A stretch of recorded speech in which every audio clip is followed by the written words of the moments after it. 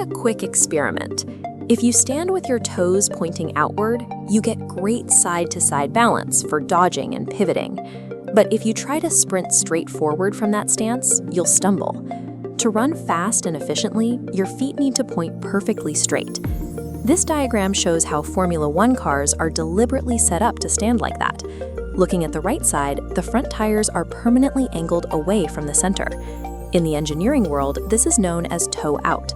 This setup helps the car turn. When a driver dives into a sharp corner, that outward angle forces the inside tire to turn sharper than the outside one, which helps the car stick to the road through high-speed bends.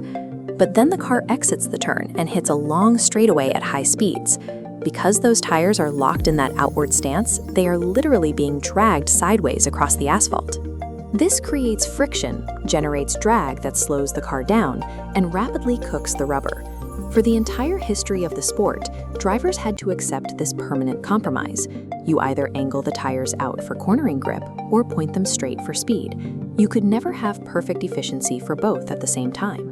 In 2020, Mercedes introduced the W11, a car designed to solve this exact problem. During preseason testing, onboard cameras caught driver Lewis Hamilton doing something very strange on the straightaways. Instead of just turning the wheel left or right, he physically pulled the entire steering column straight backward, right toward his chest. This action engaged a mechanism Mercedes called dual-axis steering, or DAS. By pulling the wheel backward, Hamilton mechanically pulled the car's feet inward, aligning the front tires perfectly straight for a zero-friction sprint. When he approached the next turn, he simply pushed the steering wheel back forward. That motion pushed the tires back into their angled stance, ready to bite into the asphalt for maximum grip.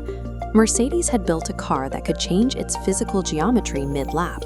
It wore sprinting shoes on the straights and instantly swapped into cornering shoes for the turns. This push-pull motion works under the carbon fiber. Pulling the column back pulls the rods inward, straightening the wheels without moving the suspension. Running straight allows built-up tire heat to dissipate. Angling back out for corners returns friction heat exactly when needed. By keeping the rubber at a stable temperature and reducing sideways drag, Mercedes preserved the lifespan of their tires. Their drivers could stay out on the track longer and push harder on old rubber than any competitor could manage. The system worked as an on-demand temperature control. By reducing that sideways drag, Mercedes could manage how much heat their tires generated at any point in the race. When rival teams saw this at the 2020 Austrian Grand Prix, they were furious. Red Bull Racing immediately filed an official protest. Their argument relied on two strict limits in the Formula One rulebook. First, teams are forbidden from adjusting a car's suspension while it is in motion. Second, cars cannot use any movable aerodynamic devices. Mercedes argued that DAS was not a suspension adjustment because it didn't change the suspension length. It simply aligned the wheels. And since aligning the wheels is exactly what a steering wheel is built for, they claimed it was simply a steering system. The race officials looked at the rulebook and realized there was no specific definition limiting exactly how a steering wheel could steer. Because of that omission, the judges agreed with Mercedes. DAS was legally classified as steering. Mercedes identified a blank space in the rulebook's definition of steering and built their innovation directly inside that blind spot. Equipped with DAS, the W11 was dominant. Mercedes secured both the Drivers' and Constructors' Championships in 2020. This left the governing body with a problem. The system was safe, and Mercedes had proven it was legal, but it posed a threat to the future of the sport.